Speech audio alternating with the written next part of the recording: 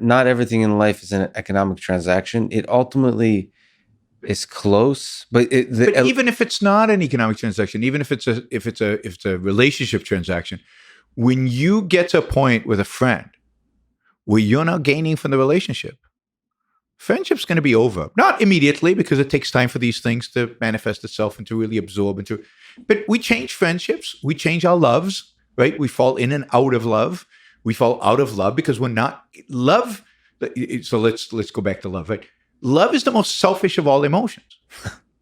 Love is about what you do to me, right? So I love my wife because she makes me feel better about myself. Yeah. So, the idea of selfless love is bizarre. Yeah. So Ayn Rand used to say, before you say "I love you," you have to say the "I." And you have to know who you are, and you have to appreciate yourself. If you hate yourself, what does it mean to love somebody else? So I love my wife because she makes me feel great about the world. Yeah. And she lives me for the same reason. And so Ayn Rand used to use this example. Imagine you go up to your to-be spouse the night before the wedding, and you say, I get nothing out of this relationship.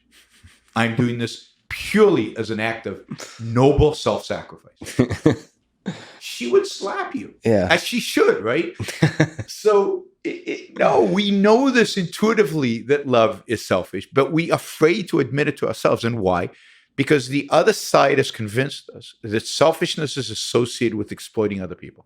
Yeah. Selfishness means lying, cheating, stealing, walking on corpses, backstabbing people. But is that ever in your self-interest, truly?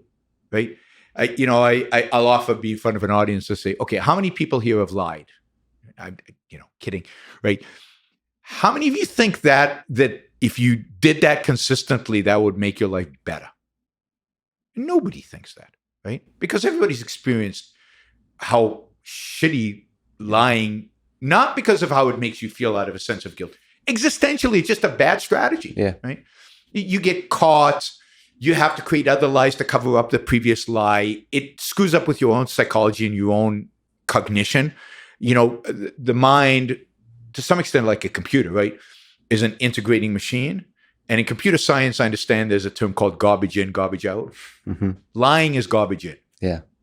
So it's not good strategy. Cheating, screwing your customers in a business, not paying your suppliers as a businessman. Not good business practices, not good practices for being alive.